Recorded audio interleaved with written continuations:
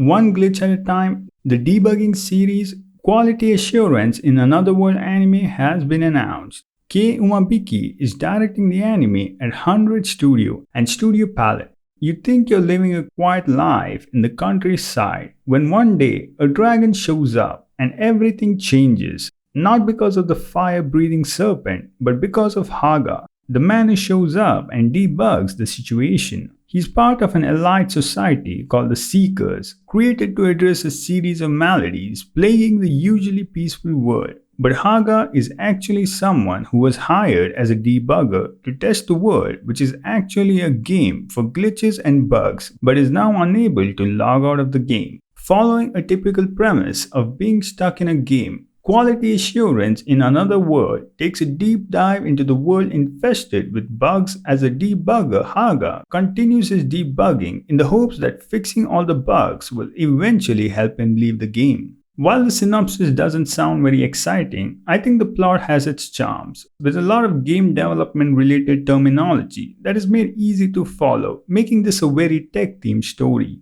The plot mainly revolves around Haga and the people he meets along the way. Haga, who is one of the only remaining debuggers, conscientiously performing his duties of searching for and reporting bugs, with the rest either becoming power-hungry or have attempted to assimilate into the game world. The process for bug checking involves a lot of grind work, which is true in real life and is also made very evident in the series. Rather than the video game turning into a real world, this series treats the world as a software with NPCs, glitches, etc., which makes the story fresh. The drama and action is built around our MC, coming across other debuggers, which usually leads to some sort of glitch manipulation within the game in order to overcome a dire situation.